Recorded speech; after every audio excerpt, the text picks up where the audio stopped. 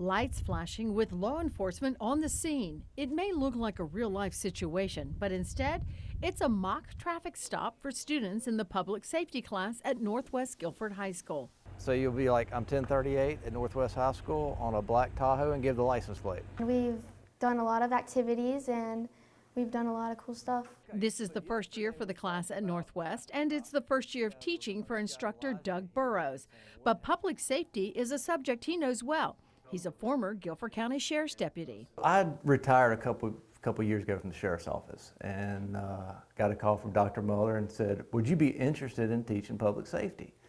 And I really didn't have to think twice about it. I think I surprised him because I said absolutely pretty right off the bat. Burrows says opening the eyes of students to a career he loved has been so rewarding. I've had an absolute ball. Andy says this is just the start. We're going to be going over everything from law enforcement to EMS, fire science. We're going to be talking about 911, emergency management. We've just gotten through and actually finishing up the NIM certification, ICS, for National Incident Management Systems, which kind of fell right there with the hurricane and all that, so we were able to incorporate that into our lesson plans as well. So we're learning a little bit of everything, and this course is going to be, I like to call it like a 30,000 aerial view of public safety.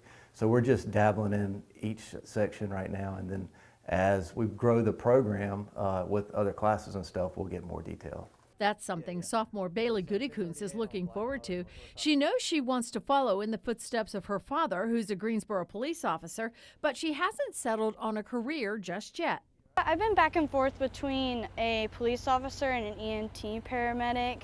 My dad's been really trying to sway me to police, but he told me he'd be happy with whatever I choose. One thing she knows for sure, it's given her a better understanding of the job her father does. I feel like it goes more into depth about what they do and stuff. I just literally thought when something bad happens, I thought my dad just shows up and just sits here and does stuff, but apparently it's more complex than I actually thought it was.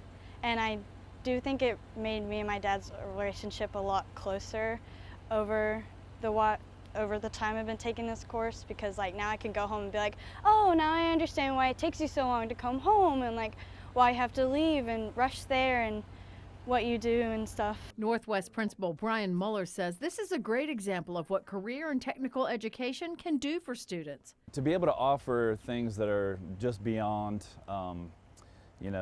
math and English. When we talk about career technical education, this is a very important piece of what we offer.